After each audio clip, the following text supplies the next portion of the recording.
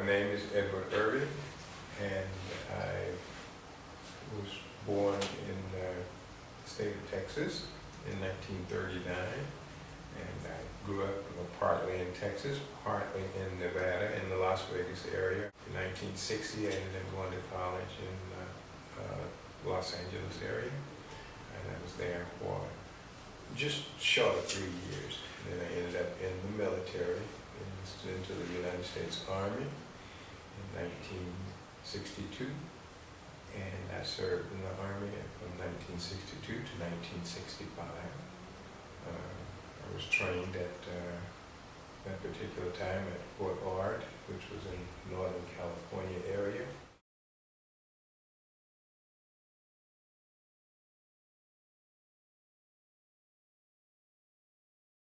It was pressure, especially being a soldier in the U.S. and being a black soldier. For instance, I was in some states during that particular time doing training where with some of the guys that I was training with, we went in and we wanted to go into a particular, I won't call names, but we wanted to go into a particular restaurant and have some food, and they said, no, he can't come.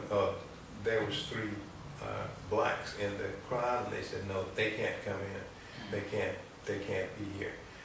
And that's sort of hard to swallow, because you're saying, hey, I'm here willing to put my life on the line for you. And you mean you won't even serve me a piece of bread? I know all of the guys that were there, they could have gone on into the restaurant and could have eaten, but they said, no, man, if they can't come in, we're not coming in. So that was the attitude. They even come to support me, I'm supporting them, so that everything was different. We became family because of learning who you really are and not what I hear about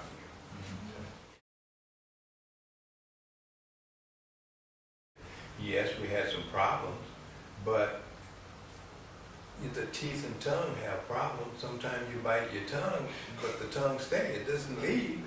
And sooner or later things smooth out, the tongue as well, and things are better. So that was the way I felt about it. Yes, we had some problems. There was a lot of things that went on that I didn't particularly care for, but it was still the country that I lived in, and I wanted to do the very best I could in the country that I lived for, my country and for myself.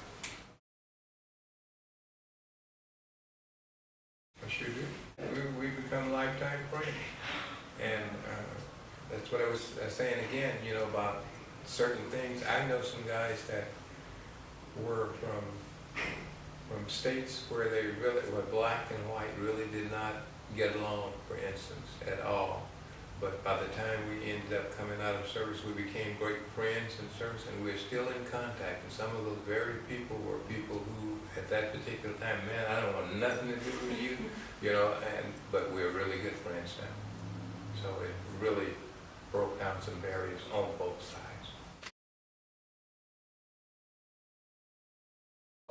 Don't judge people for what they do. Try to understand. Come out a stronger person to say, hey, I'm not saying that's wrong. It may not be the right thing that I would choose to do where I am, but maybe if I were in your shoes where you are, I would do it identically the way that you're doing it. So be able to open your mind and just say, hey, it's not my way, it's not the only way. It's not.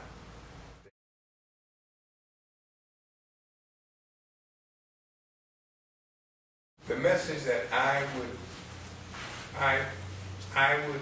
offer to youngsters or younger people in the world today is to, first of all, don't be so quick to draw conclusions from a situation.